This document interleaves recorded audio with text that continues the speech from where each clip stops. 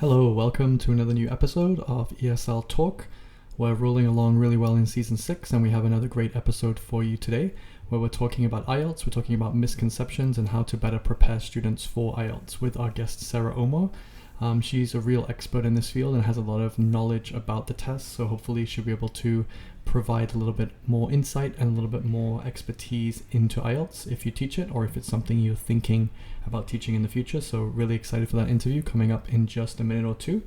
Before we get into that, as always, just a few housekeeping tasks to do and a few things just to remind you of, just to make sure that you're getting the most out of the podcast. First of all, if you're not following us on Instagram, please do. You can find us at ESL Talk Podcast, where we post our videos. You can find out a little bit more about each of our guests, connect with our guests, and also get access to all our episodes if you need them. They're all up there on our Instagram page, along with our website, which is esl-talk.com. On the website, you can apply to be a guest like Sarah did, like a lot of our guests have done. Just click the button, be a guest, fill in a few details, and then we'll arrange a time to meet with you, to talk to you about your area of English, your passion, your expertise, something that you'd like to share with our audience. And finally, don't forget our sponsor, which is esl-curriculum.com. There you can access 600 plus interactive, ready to teach, off the shelf lessons. So if you're an online English teacher looking to cut down on your planning time and your preparation time, then this is a perfect solution for you. So just go to esl-curriculum.com, start your free 2-week trial, and no matter what you teach, whether it's kids, business English, speaking, writing, anything else IELTS related, it's all covered in the package and in the website esl-curriculum.com. Check them out, please. So before we get into today's interview with Sarah, just one more important piece of business.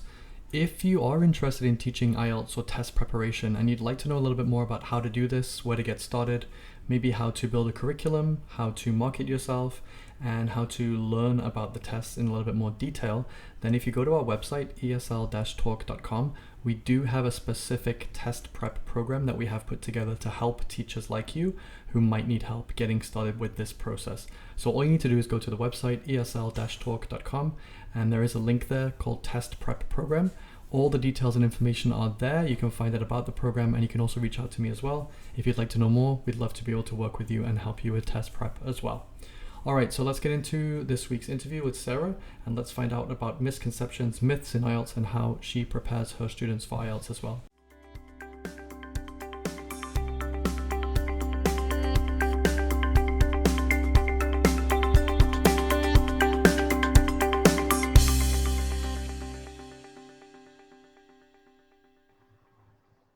Alrighty, I am here with our guest today, Sarah. Thank you so much for joining us today, Sarah. Thank you, Daniel. Thank you for having me on the show.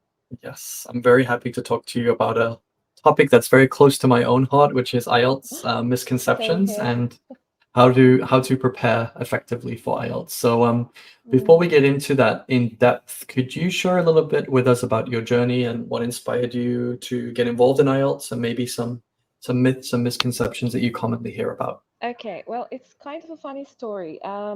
One day, I was pulled in by my manager in their office, and they told me that they needed someone to cover an IELTS class. And I had never taught IELTS before in my life.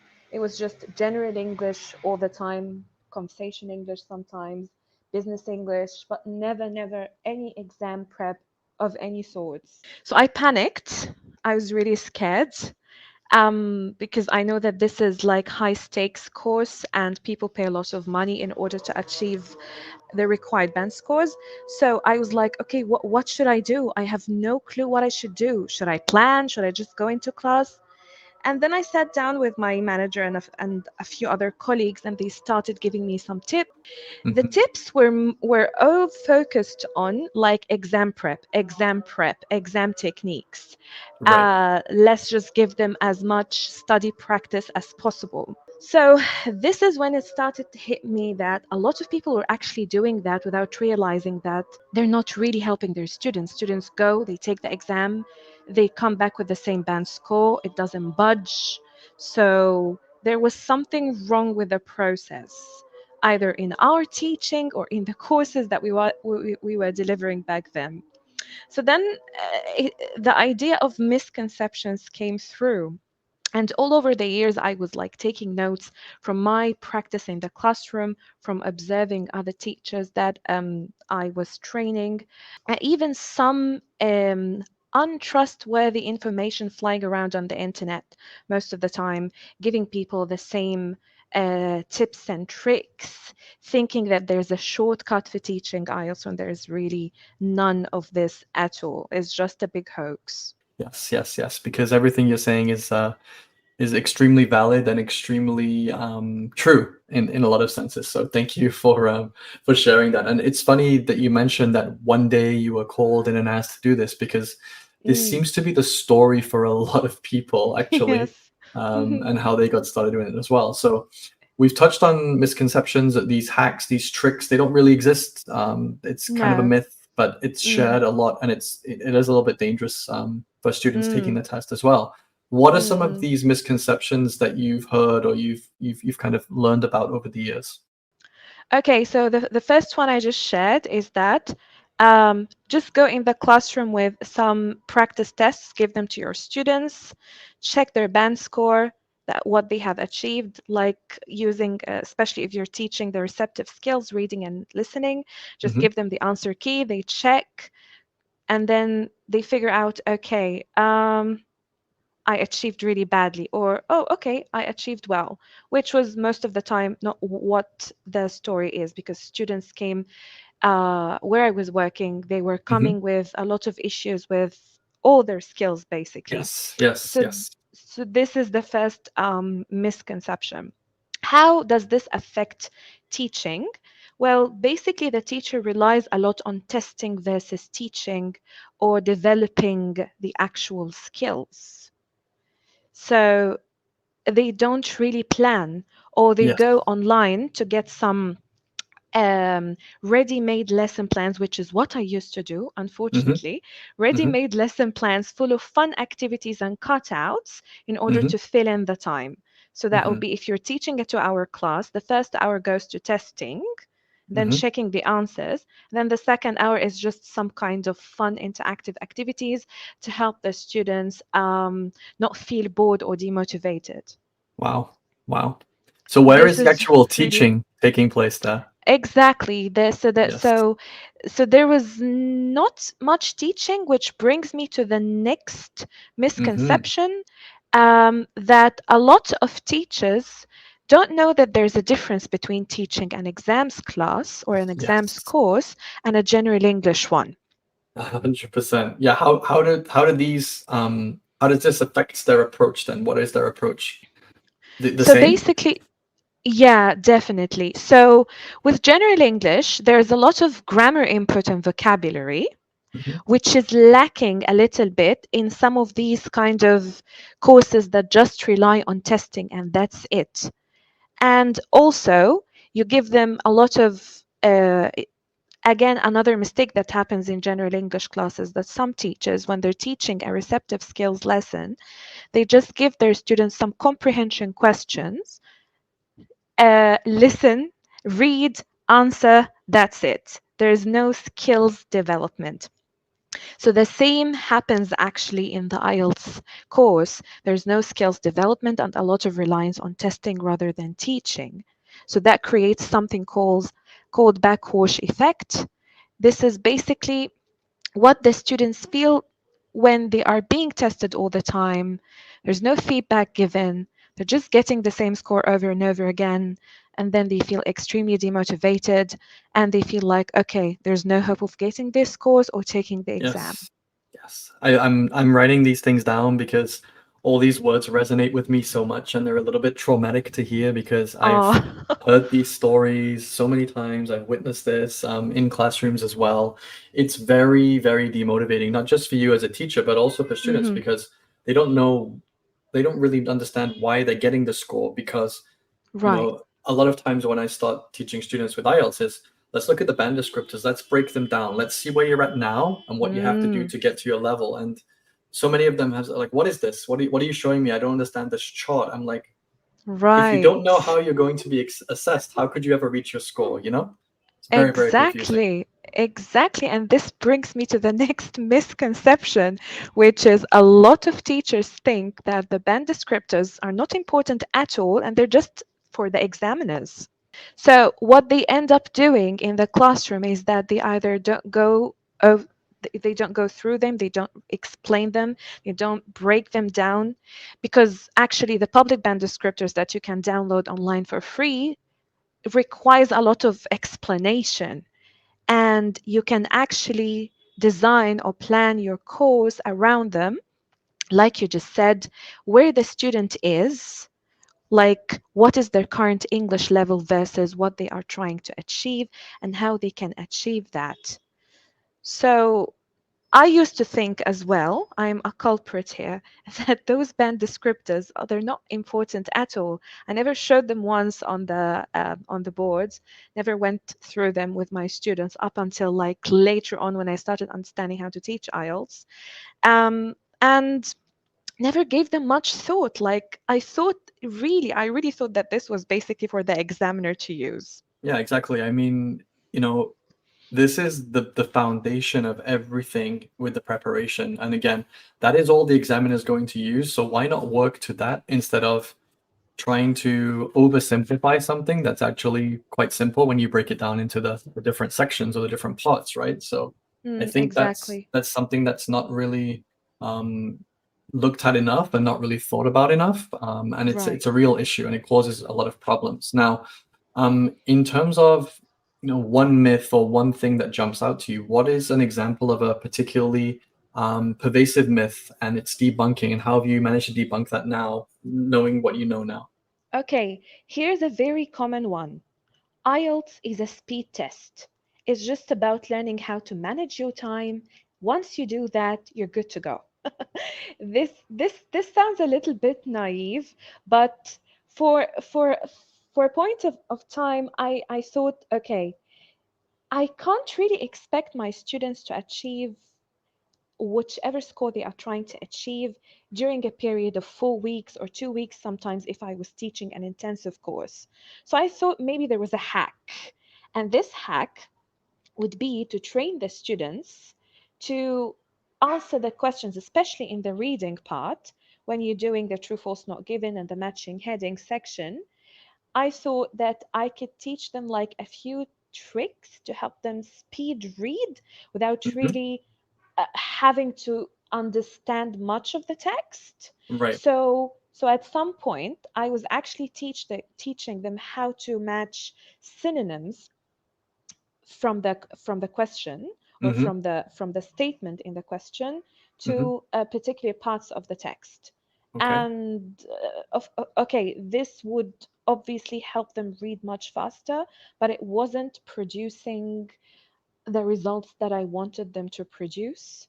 And so they ended up like um, parrot reading. Like they weren't really, again, I wasn't developing their skills as much as I was just trying to improve their speed reading, again, by teaching them the cliched skimming and scanning techniques, which if people rely too much on, then they're not really going to achieve anything. IELTS is tricky that way. So there has to be some kind of vocabulary and grammar input. It's not just a course where I just go and sit down and get bombarded with the exam techniques and strategies under time constraints, which will produce nothing in the end except, again, backwash effect. The next thing is not falling into the trap of teaching all learners in your classroom in the exact same way, but without any kind of differentiation. And I think this is like a given in any kind of course, but with IELTS in specific, you've got students who are preparing for two different kinds of tests, most likely academic and general. They are like not 100% the same, but still, like the general training reading module is different from the writing task one, for example. Um, Another point is they don't all come in the same level. You will have some students with B1, some students B2, maybe some students C1. So there has to be some element of differentiation. And lastly, they are not all Yes. preparing for with the same motivation. Especially people who are taking the academic module, most Hmm. of them are looking to get like a 7 to a Yes. 7.5. Yes. Um, so how can we do this? Like, how can we teach all those different types of people in the short constraints of the time of the course? Hmm. We're using this one size fits all approach to teach all these different abilities, levels, Mm, motivations. It's mm, not really possible. So it's always a good idea to try to work with students at their level. Otherwise, you'll lose the ones that are too low for what you're teaching, and then the ones that are higher, they won't be as motivated or as as attracted to what you're teaching. So it's very difficult. But I would say yes, definitely teach at the level. That's a really good point.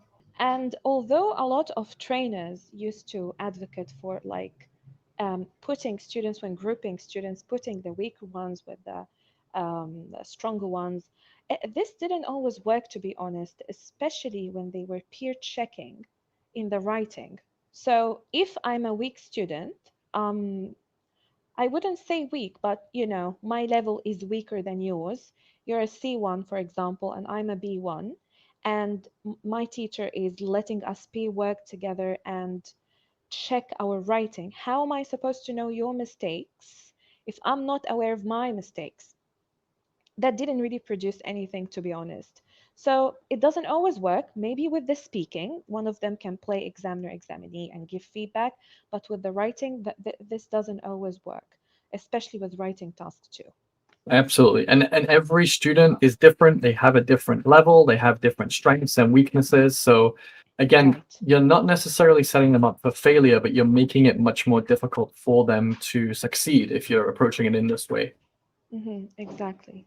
Yeah. So, how would you make sure, or how would teachers make sure that they are providing the most accurate and up-to-date information about IELTS to their students? Because, again, I see every day very poor advice, very misleading advice, even wording and phrasing. I hear people say, I failed, you're going to fail. Well, how can Yes. you fail a test that doesn't have a pass or fail Exactly. outcome? It doesn't really make sense to me. So, how can Mm-hmm. teachers ensure they're up to date and they're teaching relevant skills and appropriate, giving appropriate information about IELTS?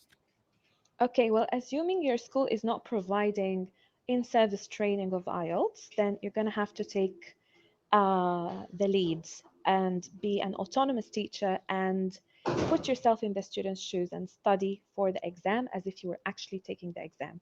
This is what I did. It's a lot of work, but I guarantee you're going to learn a lot as a teacher about Thank you yourself, your so English much for saying level. this, Sarah. Yes, And like I I said before, there's no really shortcut even for teachers when yes. they're preparing for teaching IELTS. I'm so glad you share this message because I share this message as well. And so many teachers have been unhappy or felt offended or slighted when I've said, "Well, have you taken the test? Like, have you tried to do it and go through that process?" Not Mm, necessarily because you want to get all nines. I mean, that's mm, extremely difficult to do, but yes, if you at least go through the process, then you can give better information. You can give better insights. You can share your definitely. experience. You can empathize with Yes, students. You can yes. share with them what to expect. I Mm, mean, the mm, analogy I always use is if I want to learn to drive, would I want to learn to drive from someone who's watched videos about driving a car? mm, Or would I like to learn to drive from someone who's driven a car for many years, has taken the test themselves, has gone through lots of training? I'd want to do the second option, right? yeah, It yeah. doesn't really make sense when teachers who want to teach IELTS are not prepared to take the test themselves. And it's a real gripe of mine because, again, unless you've gone through that process, how can you really give the best information? Having gone through that process to take the test yourself, Sarah, did you then find afterwards that you were better able to support and guide students who were taking the test? Um, this definitely helped. It wasn't the only thing though. Sure. There's a different element to because you're at the end of the day you're a teacher. When you're taking the test, you are a student. You're not a teacher, and these are like not exactly the same shoes you're wearing or the same hat. One time you are being a student, you are receiving information, you're trying to give information. But when you are a teacher, you're trying to train others to understand questions, exam techniques, help with different other sub skills, especially in the productive skills. Yes. So it did help, but receiving training, I was trained to teach the actual skills. That really helped as well. Um, I'm not sure if all schools provide such kind of training, but I do recommend that if your school is not providing such training, that you go for it, either online or with any other school. Because at the end of the day, um, with IELTS, it's actually like as difficult as it is to achieve results, it's actually easy to see those results in the classroom while you're training your students. Unlike general English, it takes time to see if you're teaching them, for example, a group of idioms or teaching them the difference between present perfect simple and past simple. It's actually quite difficult to see the results instantaneously. Yes, I agree. And the thing with IELTS as well is that it's much more focused on the skills that you need to reproduce and the skills you need to show. It's 4 elements, whereas General English has a lot more elements. And again, they're going to be judged based on that result, that test result that they receive. So it is really different. And again, this is another reason why for general English teachers who want to go into IELTS teaching, absolutely you should, but just make sure that you're really up to date with the different ways that the test is delivered and the main differences between IELTS and general English as well. So yeah, that's a really good point that you raised just a few seconds ago. I wanted to ask you, Sarah, what advice do you have for teachers who would like to, get into teaching IELTS, or they'd like to prepare to take IELTS? As well? Like, what advice would you give them? First thing is you need to build your confidence, especially if you haven't taken the test before. So at least try and study the course yourself. So treat yourself as your students, sit down with the books, read through the tips that sometimes authors add them on the margins of the pages. Try your hand at each question.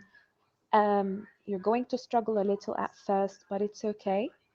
And if you have someone who's taken the test before, you can go to for advice, or rather someone who's worked as an examiner before, especially with up-to-date exam information that Cambridge always updates. Sometimes this information is not accessible to teachers or students, so I always like to understand what's going on in the background. The second thing is you have to learn that this is a learning curve. It's going to be a learning curve for yourself. Um, Maybe you're not going to have the most successful course at the beginning, but you're really going to learn from like trying it in and out a few times until you build your confidence, like I said earlier. Um, Another important point is feedback. Feedback is really important for the students. They come to take it, like they pay a lot of money in order to receive this kind of feedback, whether on their writing or speaking. A lot more on their writing than speaking, I would say. In my context, a lot of people were struggling with upping their IELTS writing score. But the issue is a lot of teachers think that feedback is like just highlighting the mistakes in the writing and fixing. No, it's not. How can a student reproduce that in a test? They can't. They don't have that support available. It's giving them the tools and strategies to be able to apply in the test, right? Right. And that brings Yes. me back to the band descriptors. Hmm. So the way we used to give feedback in our training is based on the just like how an examiner would give a feedback, but like the condensed version. So you have to look at the common mistakes that they have, for instance, with task two, and focus on the issue they are most struggling with. Ignore the grammar mistakes for once, unless this is their major issue. But I'm guessing if someone is at a B2 or C1 level, they wouldn't struggle much with grammar.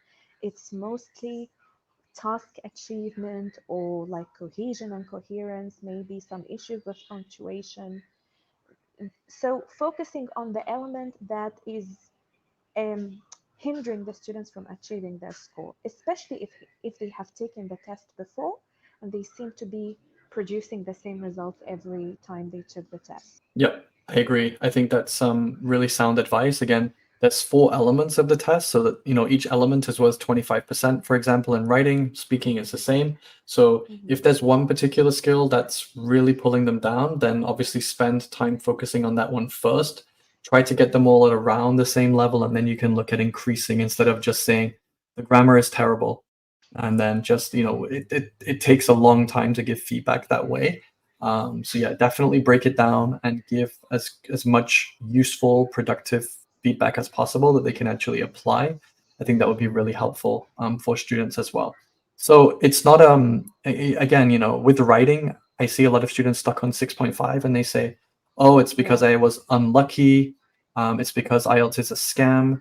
The Yes. examiners get incentivized to fail me, so I take it many Mm, times." Like I mean, mm, this just isn't true at all. And I guess, it's easy to try to blame it on other things. One other question I wanted to ask you about was EOR, about getting the test remarked. I see uh-huh. a lot of people do this and they say, yeah, I'm going to get Yes. it remarked and regraded. And then I say, Uh-huh. okay. And if you don't get an increase in your grade, then what are you going to do? It is tricky, but luckily now they have the one skill test retake. Yeah, but I'm guessing it's going to be like common in all countries soon. It's just a matter I of hope so. time. I think you can try it once. It wouldn't hurt anyone. It's just a matter of people who they need the test and there's no way they can achieve their goals without taking the test. Hmm. Those are the kinds of people who are willing to pay an arm and a leg in order to you know Yes. do whatever they can to achieve the score. Mhm. Um, because unfortunately, um, you get those students most of the time who think that they can just prepare for the exam 1 week before the Yes. test I and see it then all the time. uh, Yes. yeah and then succeed or get the score that they want. Mhm. And it's a process and it's a journey for both student and teacher. It is. It I is. I don't think think. it's really. Sorry. Go ahead. Go ahead. No, no, no. I was just going to say again that there really are no shortcuts. 100%. Um, n- and you're gonna have to try. Yes. Yes.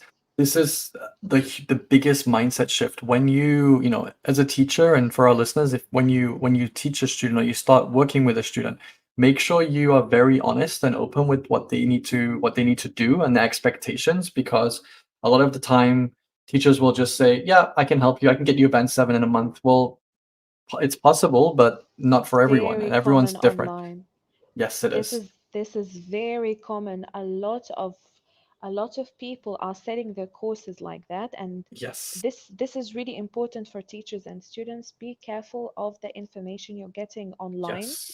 You Absolutely. need you need to only be getting your information from trusted sources and avoid all other kind of websites that Mhm. most of the time, if not all the time, are giving you wrong information Yes, exactly. or This is out what I of was date gonna say. information. Mm. Yes. Be careful of websites that say we can guarantee you a band 7 in 1 month or 2 months, and then they'll support that with myths and misconceptions that we've talked about, and they'll also give out of date information, and they'll say things that aren't true in order to get you to sign up for them. And again, one again, obviously I'm not going to say who it is, but one IELTS guru expert was doing this kind of thing, and I did ask them, why are you continuing to give false information? And then they said, well, I have a secret, I have a process that works for all my students. And I'm thinking, well, it turned out the secret was just to, if you don't get your score, apply for remarking. And I was thinking, well, Ah, if so that's the remarking, secret. yeah, and I was like, well, what happens if they don't get a score increase? Mm, They've spent 2 or 3 weeks waiting for the results. They've spent more money to get it remarked. What would be the advantage of that? It might work for some, but it's not going to work yeah, for everyone. And the yeah. student's stuck and they're in the same position. And this It's is a why I also, so go ahead.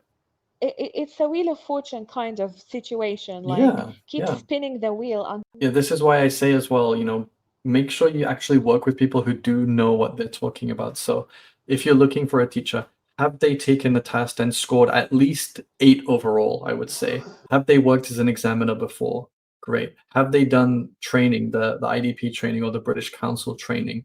You know, how have they examined speaking? Have they examined writing? Have they examined both? Again, look for these kinds of things. These are going to be good indicators. You don't just want to work from, John, who took IELTS and got an 8.5. That's great, but does that make them a good teacher? Probably not. No. Think about sports. A good football player, do they always make a good coach or a manager? No. Vice versa. Doesn't always work that way. So, set yourself up for success as a student. And if you're a teacher, as a listener, if you're thinking about teaching IELTS or teaching test prep, and you feel like you need to improve your skills, then of course reach out. We can help you with that. But just make sure you're being honest, you're being open, and you're being, accurate with the information you give. That would be something I'd really stress as well. One last tip, most important thing, you really need to understand what it is. Skills development. If you Yes. haven't, if you're at CELTA level right now, then it's really important that you start reading about teaching the four skills, sub skills, especially when it comes to speaking and listening and reading. Um, Reading is not just about scanning and skimming techniques, it's more Mhm. than that. So yeah, just up your knowledge and information. Yes, 100%, 100%. So, I mean, we've been a little bit critical and we've really gone into some of the negative sides of this, but let's try to focus on some positive, Sarah. Could you share some success Okay. stories or transformations you've witnessed in teachers who adopted these approaches, how they changed their approach? Because again, people, I see a lot of teachers who base their philosophy on other teachers, so it's kind of teachers who think they know what works, and then other teachers building off other teachers who think they know what works, and we get this butterfly effect of a really dangerous and potentially misleading Hmm. market. So what would you say about some successes or some transformations you've seen? I think, like I said before, when you sit down to study the course yourself and start learning about the complexity of the question types, the different kind of skills you're being tested on. So I remember when I was self-studying, there was this course book that I was using. I'm not going to mention names. It was a great course book though.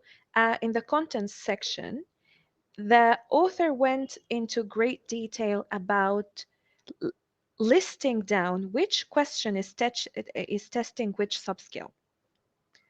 Up until then, I didn't really know what each question was testing really. I was just blindly helping the students with again testing and testing and testing. The more you practice, the more you get scores, etc., etc.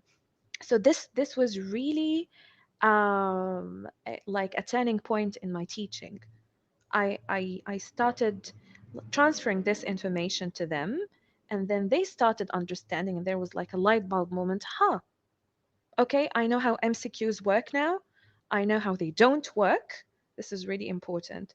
So that really helped a lot with them at least feeling confident, because when you're teaching this kind of exam, you're building their confidence as well, because they really believe that they're not going to achieve the score that they want. Yes, yes, 100%. I love that.